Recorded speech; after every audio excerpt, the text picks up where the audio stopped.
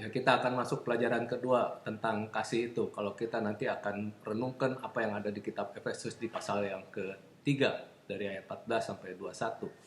Disiplin itu kasih. Ini adalah dasar. Kasih adalah disiplin, disiplin adalah kasih. Hidup itu sulit. Pikirkan hal ini. Ilusi media massa sudah menjual kita pada kenyataan bahwa hidup itu mudah atau seharusnya mudah. Hidup sulit untuk semua setiap saat sebenarnya. Kalau kita baca Ayub pasal 14, manusia yang lahir dari perempuan singkat umurnya dan penuh kegelisahan, seperti bunga ia berkembang, lalu layu seperti bayang-bayang ia hilang lenyap dan tidak dapat bertahan. Masakan kau menunjukkan pandanganmu pada orang seperti itu dan menghadapkan kepadamu untuk diadili? Siapa yang dapat mendatangkan yang tahir dari yang najis? Seorang pun tidak. Jikalau hari-harinya sudah pasti dan jumlah bulannya sudah tentu padamu dan batas-batasnya sudah kau tetapkan sehingga tidak dapat dilangkahinya, hendaklah kau alihkan pandanganmu daripadanya agar ia beristirahat, sehingga ia seperti orang upahan dapat menikmati harinya. Karena bagi pohon masih ada harapan, apabila ditebang ia bertunas kembali dan tunasnya tidak berhenti bertumbuh. Apabila akarnya menjadi tua di dalam tanah dan tunggulnya mati di dalam debu, maka bersemilah ia setelah diciumnya air dan dikeluarkannya ranting seperti semai.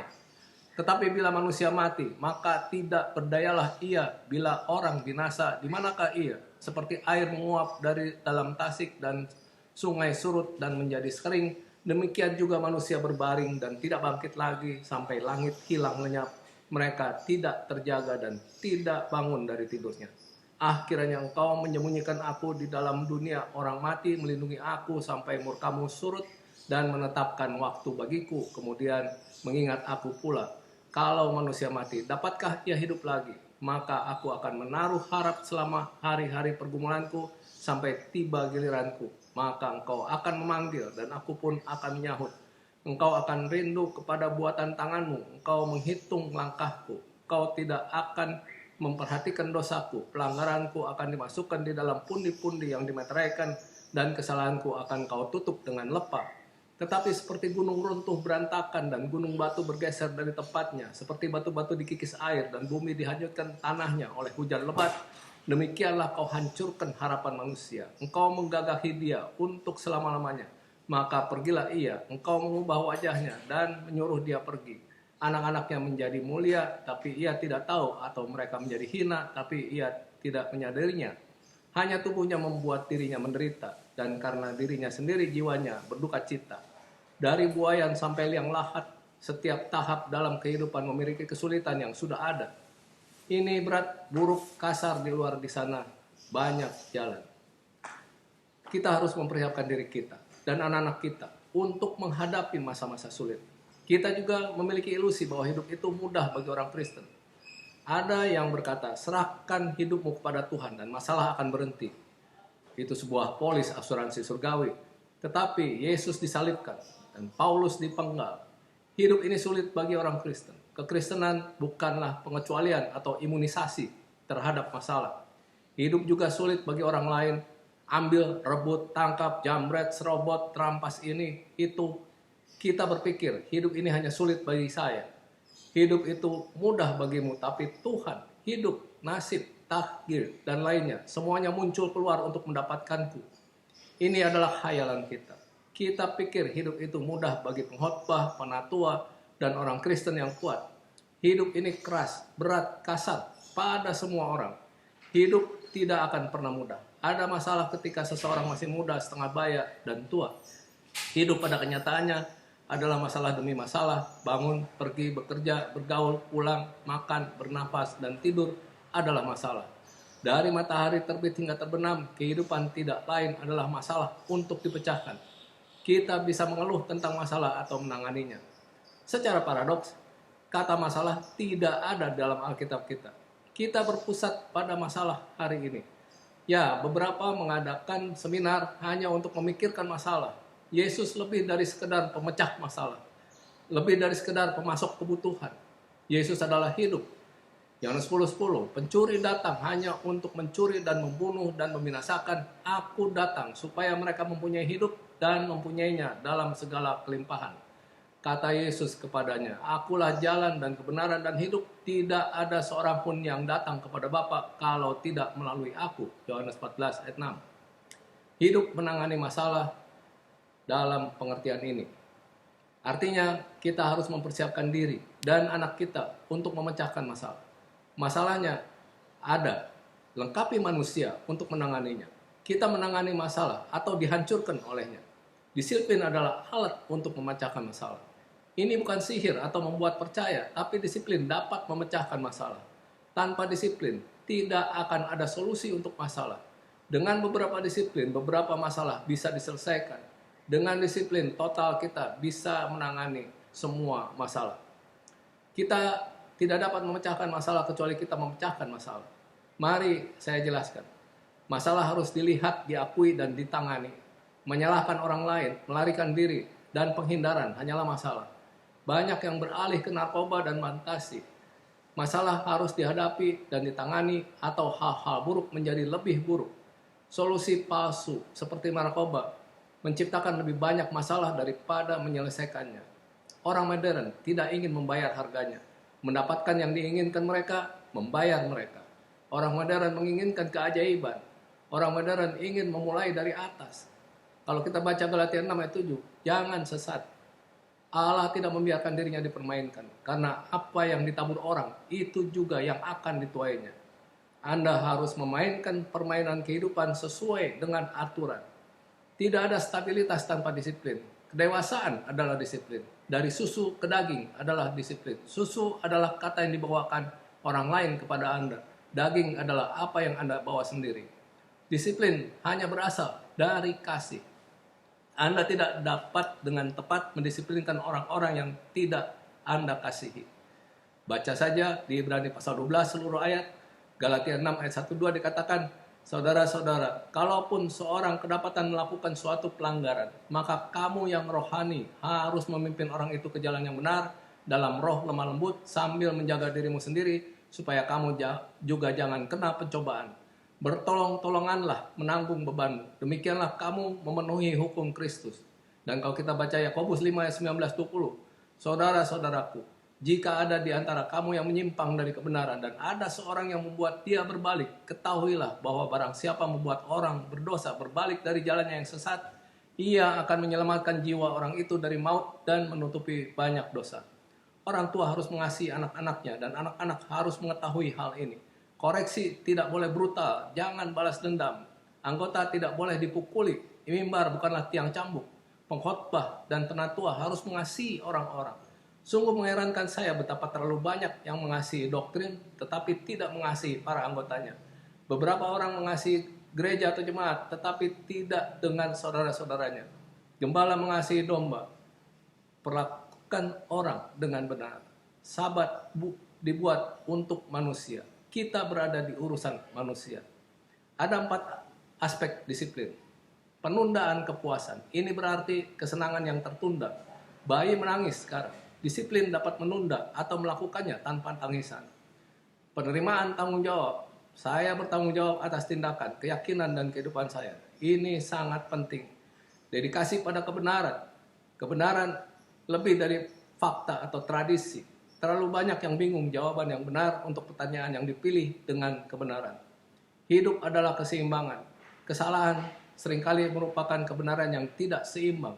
Kita terkotak-kotak, berjiwa pesta. Kita perlu keseimbangan. Dengan Yesus, itu bukan jalan keluar tetapi jalan masuk. Yesus dibawa masuk untuk mengeluarkan. Jadi jaga hatimu, baca Matius 15. Itu mengatakan, "Tidak tahukah kamu bahwa segala sesuatu yang masuk ke dalam mulut turun ke dalam perut lalu dibuang di jamban. Tetapi apa yang keluar dari mulut berasal dari hati dan itulah yang menajiskan orang. Karena dari hati timbul segala pikiran jahat, pembunuhan, perzinahan, percabulan, pencurian, sumpah palsu, dan hujat. Itulah yang menajiskan orang. Tetapi makan dengan tangan yang tidak dibasuh tidak menajiskan orang." Kasih itu memiliki kekuatan, memiliki kuasa. Yesus itu mengasihi dan mengasihi dan mengasihi. Kalau kita balik di Efesus 3:14-21 itu, kekuatan untuk mengasihi. Allah memerintahkan kita untuk dengan penuh keberanian menghampiri tahta kasih karunia Allah. Dengan meminta hal-hal yang besar, Allah dimuliakan, dan Kristus dihormati. Dalam Efesus 3 ayat 14-21 itu, Paulus berdoa untuk jemaat atau gereja, tubuh Kristus di Efesus. Allah itu memberi kekuatan untuk mengasihi orang lain. Paulus memikirkan tubuh Kristus. Dia ingin sekali melihat tubuh Kristus itu sepenuhnya menjadi seperti yang Allah kehendaki. Dia memimpin jemaat lokal yang kuat, bersatu, dan saling mengasihi. Apa saja yang diperlukan supaya keinginan itu tercapai? Diperlukan kuasa Allah. Ayat 16 itu mengatakan supaya ia menurut kekayaan kemuliaannya menguatkan dan meneguhkan kamu oleh rohnya di dalam batinmu, sehingga oleh imanmu Kristus diam di dalam hatimu. Apakah kebutuhan terbesar jemaat atau gereja? Seseorang mungkin menjawab, yang kami perlukan gedung baru. Yang lain mungkin berkata, kami memerlukan lebih banyak orang yang mau terlibat di dalam pelayanan kami. Yang lain lagi masih mengatakan, kami memerlukan berkurangnya gerutuan dan keluhan. Paulus ingin orang Kristen melihat apa yang kita perlukan di atas segala hal lainnya. Memasukkan kuasa, kekuatan, dan tenaga Allah. Kuasa ini dalam hidup kita berawal dengan doa. Bagi setiap jemaat yang ingin menyukakan Tuhan, jemaat itu memerlukan kuasa ilahi yang datang melalui doa. Kuasa berawal dengan doa. Kuasa Allah itu bekerja di dalam batin manusia. Batin manusia itu sama dengan ruang kontrol bagi segala pikiran, tindakan, motif, dan perasaan orang Kristen. Tempat di mana kita memerlukan kekuatan Allah adalah di dalam batin kita. Di dalam ayat 17 dikatakan, sehingga oleh imanmu Kristus diam di dalam hatimu. Yesus tidak ingin menjadi tamu di dalam hati kita. Dia tidak mau didaftar dalam buku tamu hidup kita. Yang ada di dalam pikiran Yesus adalah tempat tinggal yang permanen.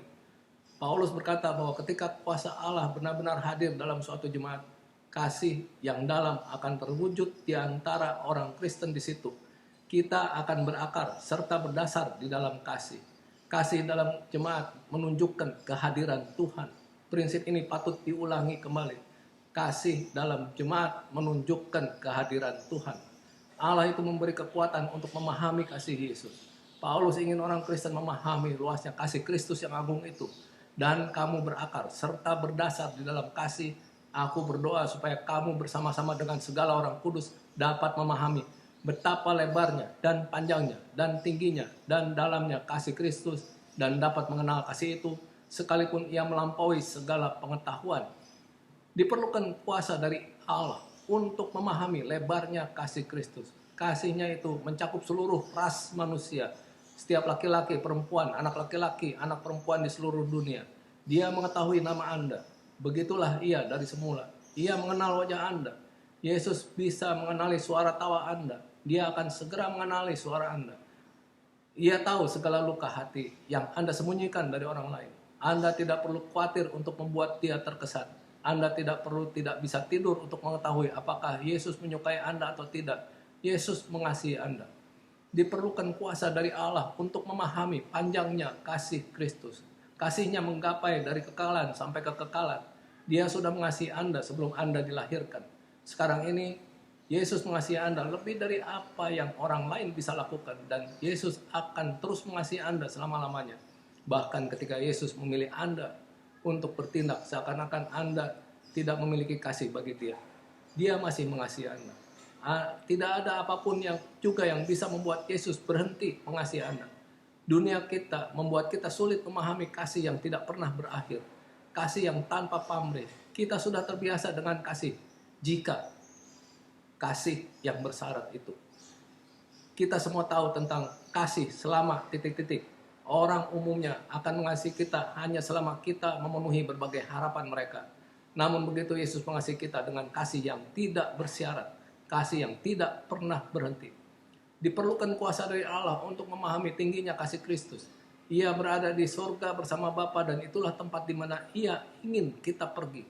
Kasihnya itu menggapai begitu tinggi sehingga dia tidak ingin kita merasa puas dengan apa yang kurang daripada itu. Namun iblis ingin kita puas.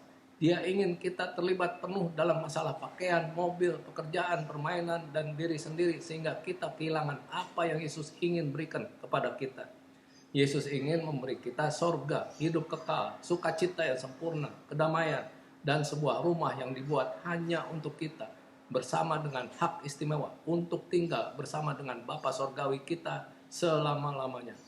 Diperlukan kuasa dari Allah untuk memahami dalamnya kasih Kristus. Begitu dalamnya kasih itu sehingga Yesus meninggalkan surga untuk turun ke dunia dan dilahirkan dalam sebuah kandang. Begitu dalamnya kasih itu sehingga Yesus rela mati di kayu salib. Begitu dalamnya kasih itu sehingga Yesus menanggung segala dosa kita dalam tubuhnya di kayu salib. Begitu dalamnya kasih itu sehingga Yesus keluar dari lubang kubur dalam keadaan hidup untuk menjadi juru selamat, jadi Tuhan dan sahabat kita. Ketika para pengikut Kristus dibanjiri dan dibuat kagum oleh kenyataan kasih-Nya untuk kita, hidup kita akan berubah. Kita tidak bisa memahami sepenuhnya kasih Kristus dan terus-menerus menyakiti orang lain. Kita tidak bisa memahami kasih Kristus dan terus-menerus menahannya untuk diri sendiri. Kasih itu harus mengalir kepada orang lain. Kita tidak bisa memahami kasih Kristus dan bersikap jahat terhadap seseorang atau menghancurkan hidup seseorang. Sebab kita tahu betapa besarnya Yesus mengasihi orang itu. Kita tidak bisa memahami kasih Kristus tanpa ingin menyembah dan memuji Dia. Kita tidak bisa memahami kasih Kristus tanpa ingin melayani dan menghormati Dia dalam segala cara sebisa kita. Kita harus ingat bahwa kuasa untuk memahami kasih Kristus tidak datang dari dalam diri kita. Kita harus berlutut dan memintanya dalam doa. Hanya Allah saja yang bisa memberi kita kuasa untuk memahami kasih itu. Berdoalah minta kuasa Allah untuk mengalir ke dalam jemaat Anda. Berdoalah semoga saudara dan saudari Anda dalam Kristus akan memiliki kekuatan untuk saling mengasihi sebagaimana yang Allah inginkan. Berdoalah untuk diri Anda sendiri dan untuk jemaat Anda agar memiliki kuasa yang belum pernah Anda miliki sebelumnya untuk memahami kasih Kristus yang menakjubkan. Luangkanlah waktu sejenak dalam berdoalah secara khusus untuk satu orang di dalam jemaat. Berdoalah minta kuasa Allah turun ke atas kehidupannya. Setelah itu biarlah orang itu mengetahui. Beritahu dia tentang doa Anda untuk dia. Allah memberi kita kekuatan untuk dipenuhi kepenuhan Allah. Paulus itu berdoa untuk jemaat lokal supaya mengenal kasih itu, sekalipun dia melampaui segala pengetahuan. Mengapa? Ayat 19 memberi alasannya, yaitu supaya kamu dipenuhi di dalam seluruh kepenuhan Allah. Berapa banyakkah dari kita yang seperti pengemis? Kita mengemis 100 perak, 100 juta, 100 triliun mungkin. Sementara Bapa Surgawi kita ingin mencurahkan seluruh kekayaan surgawi ke atas kita.